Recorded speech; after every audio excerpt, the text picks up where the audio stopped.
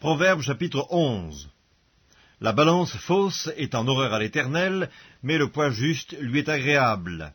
Quand vient l'orgueil, vient aussi l'ignominie, mais la sagesse est avec les humbles. L'intégrité des hommes droits les dirige, mais les détours des perfides causent leur ruine. Au jour de la colère, la richesse ne sert de rien, mais la justice délivre de la mort. La justice de l'homme intègre aplanit sa voie, mais le méchant tombe par sa méchanceté. La justice des hommes droits les délivre, mais les méchants sont pris par leur malice. À la mort du méchant, son espoir périt, et l'attente des hommes iniques est anéantie. Le juste est délivré de la détresse, et le méchant prend sa place.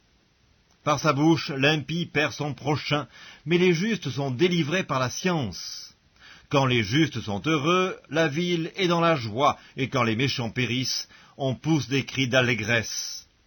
La ville s'élève par la bénédiction des hommes droits, mais elle est renversée par la bouche des méchants.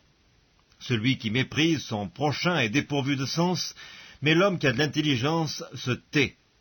Celui qui répand la calomnie dévoile les secrets, mais celui qui a l'esprit fidèle les garde. Quand la prudence fait défaut, le peuple tombe, et le salut est dans le grand nombre des conseillers.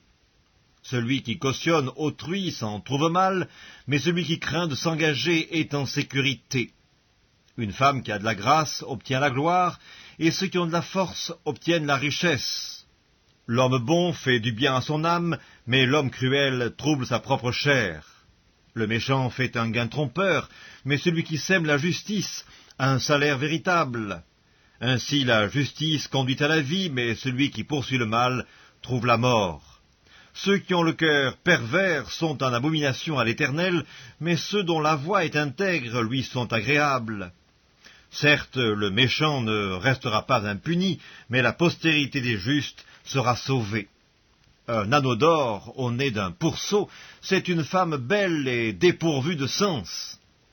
Le désir des justes, c'est seulement le bien. L'attente des méchants, c'est la fureur.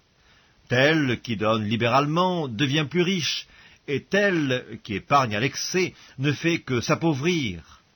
L'âme bienfaisante sera rassasiée, et celui qui arrose sera lui-même arrosé. Celui qui retient le blé est maudit du peuple, mais la bénédiction est sur la tête de celui qui le vend. Celui qui recherche le bien s'attire de la faveur, mais celui qui poursuit le mal en est atteint. Celui qui se confie dans ses richesses tombera, mais les justes verdiront comme le feuillage.